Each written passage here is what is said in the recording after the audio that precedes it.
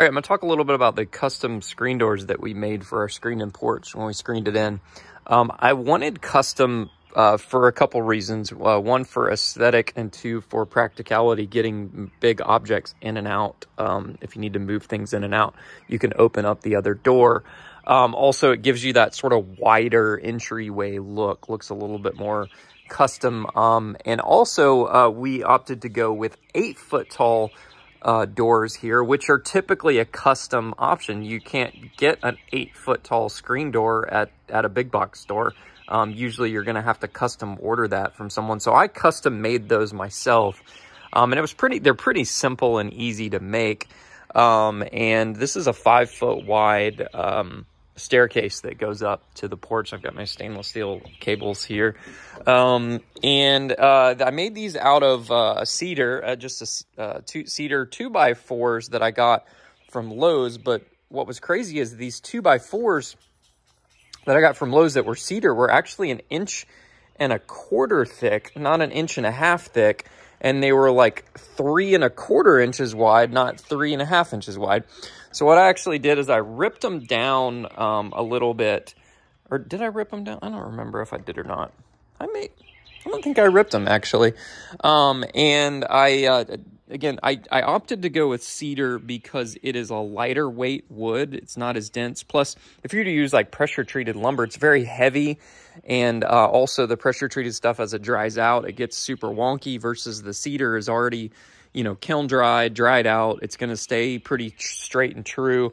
And then I picked through the stack, and I picked the clearest grain and the straightest pieces out of the stack of lumber to use for these doors. And they've stayed straight. These are, I made these in, I think it was like September, and it's May now. So, not quite a year yet, but they've stayed pretty straight. It's warmed back up again. It's spring, now, and they've been through the winter, and they've stayed very straight. And then again, for these doors, because they tend to sag over time, you want something that's lightweight material. So I like using cedar for these doors. All the rest of this is just pressure treated pine that we primed and painted. Again, I used cedar for this, and the way I made them is these stiles and rails are actually just screwed. They're just butt joints, and I screwed them together. But I used some 5-inch long trim screws. You can kind of see the head there. But I basically just used a 5-inch long trim screw and screwed these together tight. And then I used some Tite Bond exterior rated wood glue. And it's holding up good. I mean, it's like cracked a little bit there with the seasonal movement. But like that one's still really tight. That one's still really tight. I think this is cracked because everyone tends to like slam this. What I need to do to prevent the slamming and absorb some of the shock is I'm going to add just some weather stripping. You don't need weather stripping from an air sealing perspective, but just more of like a sort of cushioning the blow. I'm going to add some weather stripping around the edges here just to sort of tighten that up a little bit. And then when you're making these are just 8-foot long pieces of cedar, right? And then you cut your stiles, or your rails, sorry. You cut your rails to your width. In this case, I already had my measurement, and then I just left myself a little bit of a gap there, a little bit of a gap there. I wanted about, this is about a little over an eighth, probably 3/16 width there, and then we've got about 3/16 here. And then this one ended up being a little bit more than that. That's about probably 3/8. That way I've got myself room for adjustability to get the doors exactly perfect and still keep a gap. And then before I put everything together though, I ran it through the table saw on a dado blade, and I cut a rabbet into one side of each piece. And that, ironically, I forgot to do these pieces before I assembled them all together. So me trying to do this after the fact was quite interesting. I had to do it with a router, and I don't recommend that. So run all of your rabbets through the table saw first before you assemble the pieces. Don't do what I did. I was also going to do something a little different. I kind of changed my mind like halfway through. So that's another reason why. I have some trim pieces down in the basement that actually I ripped down and planed down to like cover this up. I just haven't put them in yet because I have to paint them all, and I hate painting.